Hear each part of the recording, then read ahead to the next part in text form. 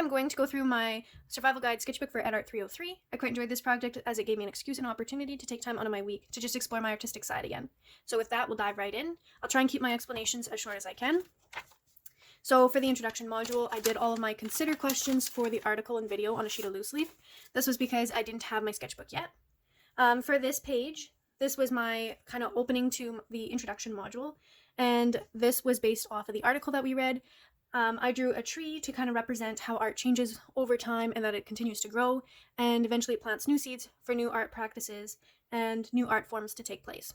One of my favorite quotes was that curriculum eats up swimmers who don't swim in predetermined ways. So onto this page, I just have my line contour face drawings that we were supposed to do for a week. This was from the article as well, where it talked about the 7 elements and 7 principles. I drew a staircase to represent the different steps that if you follow them, they can kind of build you up so that you can reach your art destination. Then on this page was a perspective drawing. In class, we talked about different perspectives, and we drew perspectives of our homes and our living space. So after class, I wanted to try a perspective that I hadn't drawn before, and so I did this kind of view of a city. So this is the start of module 1, and I just wrote down learn about the arts, learn in the arts, and learn through the arts. Then we talked about multiple intelligences, so I watercolored a brain, and then after that, reading that section, I went and did a multiple intelligences quiz online and found out that I was logic smart, body smart, and nature smart. So on to the next page, it went over things about what art education provides, so I kind of made like a mind map and just wrote down the different things, the different skills that art education provides, and then in the background I answered my consider questions. This here is our do activity for the module, in which we were supposed to take 10 household objects and turn them into drawings. These were all things that I had found on my desk, and so I would pick them up and draw the first thing that came to me. The ones that I think are my favorites would be the sunflower that I made out of a hair tie, and my skeleton that I made out of a white pencil and my hair clip, because I thought my hair clip looked kind of like ribs. So then we moved on to visual literacy, which is module 2, and I just wrote down the definition for visual literacy, and then I went over some of the visual thinking strategies. Then we talked about the power of doodling, so I did a bunch of doodles over here, and then I gave my reasons as to why doodling is important and took some notes from that section in the module. So then we're on to teacher leadership. After reading this article, it kind of talked about how it's hard to change art education in schools and how schools tend to stay in their traditions. So because of that, I kind of thought of drawing a ball and chain around art education, symbolizing that it's hard to change and it's often stuck in that spot. And this is just to point at you as in education. So you are the ones who need to bring about the change. Then we went on to contemporary approaches to teaching. I just took some notes down there as to what contemporary art even is. And then we finished with our do activity, where we were supposed to find like a painting and recreate it. So this was my recreation of the painting up here. I just used a bunch of eyeshadow, and then I also used some watercolors. So then we're on to module 3, children's artistic development. And the way I started this was doing something that I really liked as a kid, which was doing draw-alongs. Going to Disney, I liked going to the animation studio a lot. And so I went online and followed an animation studio draw-along and drew Anna from Frozen. Then we went into why children make art, and I just wrote down the different skills that making art provides. Then on this page, we talked about the stages of representation. One of my favorite lines was that children pass through the same stages of development, but the pace of the development varies. And this made me think of the story, The Tortoise and the Hare. That's why I drew The Tortoise and the Hare. Then over here, I just wrote down and drew representations of the different developmental stages. And then on the back of each piece is a little write-up as to what that stage is. Then we talked about how many minutes art takes in the curriculum and how it is divided into. So I have my dance, music, drama, and visual arts. Then for the do activity, we were supposed to make a timeline of our art experiences. I kind of struggled a little bit with this because I couldn't remember exactly when I learned how to do things and what things really stood out. So I just kind of drew pictures through the year and through in a couple of years that I did remember. So some things that I could remember about my art experience was like coloring contests around Easter.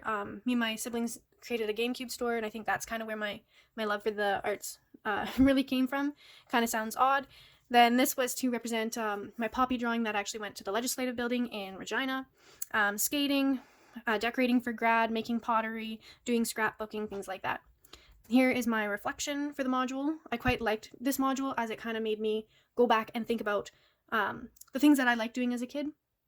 and realizing that I should make more time out of my day to practice the arts. So then we're into Module 4, which was interdisciplinary thinking. So this was from the article that was in Module 4, and just saying like how we have to move away from more traditional education and help students become critical and creative thinkers and lifelong learners.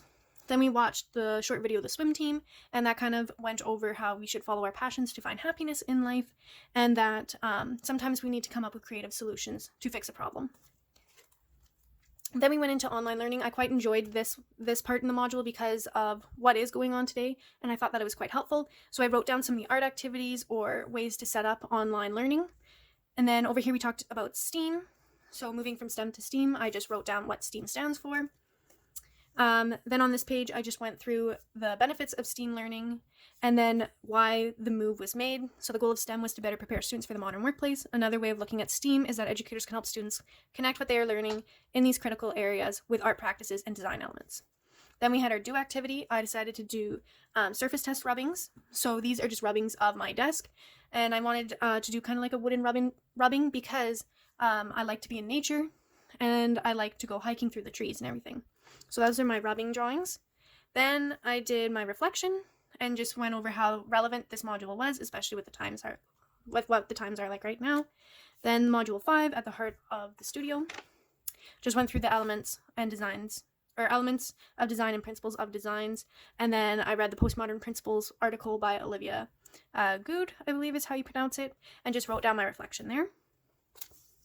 Then I went through and jotted down the 7 elements of art. I wanted to make this sketchbook really into a resource guide that I could flip back to when I am teaching to get ideas or make connections to when I am designing lessons.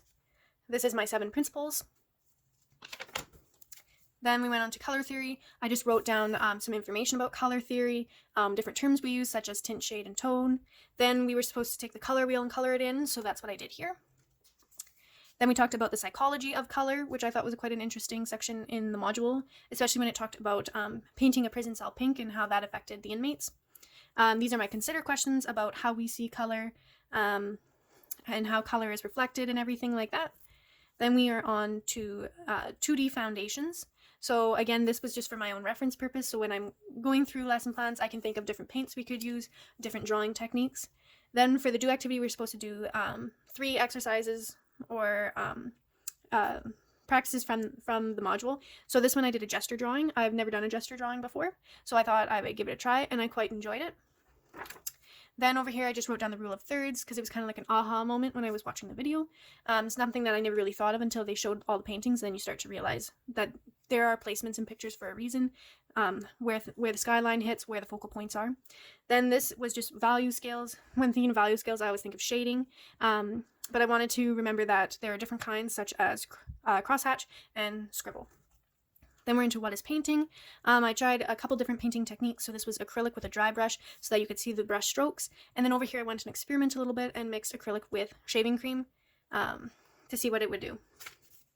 So then we got into printmaking and collage. This was my printmaking activity. The honeycomb, the bees, and the honey wand were all things that I etched into a piece of styrofoam, like a styrofoam dish. And then I took scrapbook ink, rubbed the ink over top, and then took a piece of paper and rubbed it to get my prints. And these were just more printmaking that I did, and then these were stamps that I used. Then over here I have my collage that I created, and I didn't have magazines or anything sitting around, so I decided to make a Disney themed one because I really love Disney, so I printed off a bunch of different characters and made them into a collage. Then we went on to 3D foundations, which focused on sculpture. I just wrote down different materials you can make sculptures with, again as a reference so I can look back at my book later. Then just some terms and strategies to use when sculpting. I didn't have time to make a clay project or anything like that, so I went and found my one that I made in grade 11. In grade 11 I made some pottery, so I took a picture of it, put it in my book, and then I just put down some of the vocab. Then we went on to interdisciplinary practices. I just have my definition of interdisciplinary and transdisciplinary, and then took some photos from the module. And 2 things that I thought of after reading that is that art is limitless, like space, and then to infinity and beyond. So that's kind of where I got my space theme from. Then we talked about Mark Dion and his work. So this was just my reflection of his work, which I thought was really interesting. And then they talked about different types of art. So there's performance art, social practice artists, new genre, public art, and activist art. And when I was going through that section, it really reminded me of a scene from the Step Up movie Revolution. So that's where this picture came from. Whoops. Then I went on to Module 6, which was assessment methods. And I just wrote down different types of assessment techniques, again, so I can reference this later in life. Then I clicked on one of the links and found a bunch of different ways that students can self-assess, or that the teachers can help assess students and reflect and critique. So I had printed some of these off just so that I would remember them and then I could refer back to them. And I also printed off the link and put it in my sketchbook. Then we talked about museums and galleries and how they are important when talking about art education. And then over here, I just did my little reflection. Coming from a small town, we had access to the museum and gallery, and they always displayed student art from time to time, as well as local artists. And then something else that I put in was just a newspaper clipping of when there was a program where art was selected across the province to be displayed in the Legislative Building in Regina. And I was fortunate enough to have one of my artworks displayed there, so we got to go, and that was quite a memorable experience. Then we talked about safety in the classroom, prepare, plan, prevent, protect. Then engagement/appreciation. So again, just writing down ideas from one of the links that was provided in the module. Then this was my final reflection. So I'll just quickly read through it. So it says, after working through the various modules and attending lectures, my understanding of the arts has broadened. Everything we do and everything in life, in a sense, is art. Art is essentially any form of imaginative or creative expression. At the start of this semester, I would have grouped 4 forms of art into 4 quadrants. The section on interdisciplinary and transdisciplinary arts emphasized that these borders we have created to define the arts are not solid, they are rather dotted or transparent. Looking back at my schooling experience, I now realize art was a part of every subject and activity. It just may not have been real obvious. This class has taught me different ways we can interpret art and how we apply this to lessons. Now when I teach art lessons, I have a bigger idea kit for projects and art lessons. Before I was always thinking of specific activities and projects for the students to complete. Now I would introduce artistic ways of thinking, have students look at art through an artistic and critical lens, work through different art practices and procedures, such as the 7 elements and 7 principles, and promote more self-guided art projects. I think my confidence in the arts education will increase over time with experience. I do believe that this class has further inspired my understanding and applications of what it means to teach art.